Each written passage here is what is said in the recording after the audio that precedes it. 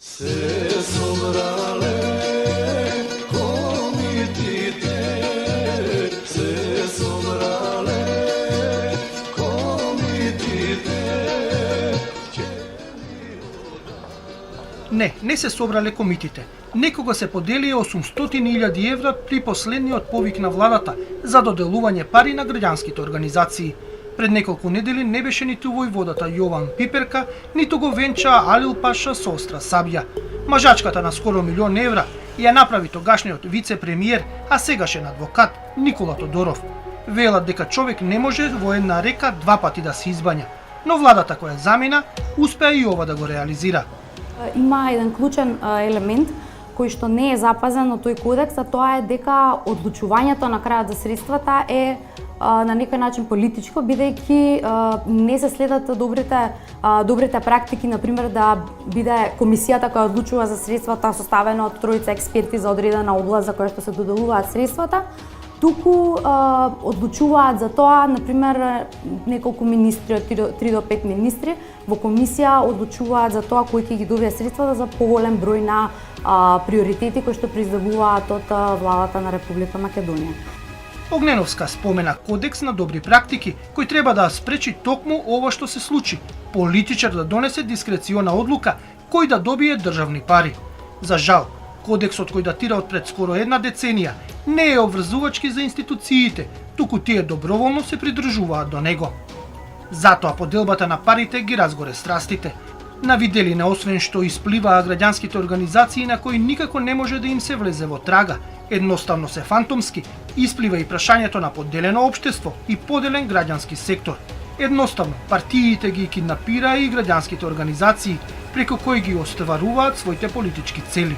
Според професорот по управно право Борче Давидковски, во моментов во државава е напуштена идејата за изградба на граѓански сектор.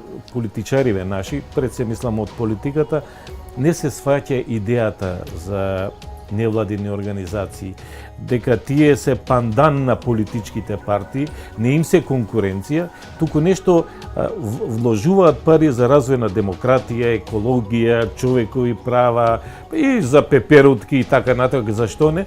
Значи, нешто што не се борат за власт. Тоа кај нас секој сакаше да ги приграби и едноставно политиката е, мислам, таа крива што ги угуши.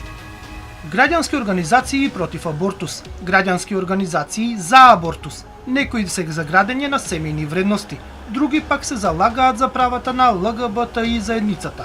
Некои добиваат пари за да го зајакнат патриотизмот и дека државата е над се, а други пак се за верувањето за отворено општество и владата во служба на граѓаните. На прв поглед, поради ветерот што го дува политиката во грбот на ваквите ставови, градењето на граѓански сектор изгледа невозможно. И додека таа поларизација не се намали или регулира прво на политички план, тешко дека на граѓанскиот сектор ќе дојде на дневен ред за уредување. Што не значи па дека не треба да размислуваме на таа тема и дека со разрешницата на политичката криза ќе се дојде на дневен ред, сметам и релативно брзо, бидејќи дури и со таквата најава, со употреба на тој термин десоросизација, намерата беше уредување на граѓанскиот сектор и креирање на условно речено независен граѓански сектор и тоа природно ќе си дојде. Но и да се смират страстите и партиите да најдат политичка волја за изградба на граѓанскиот сектор, кој ќе треба да го демократизира, но и унапреди општеството. Проблем ќе биде како да се избегне сегашната состојба со непочитување на кодексот на добри практики. Според Давидковски, решението на сегашниот проблем е многу едноставен. Тоа е кодексот да се озакони.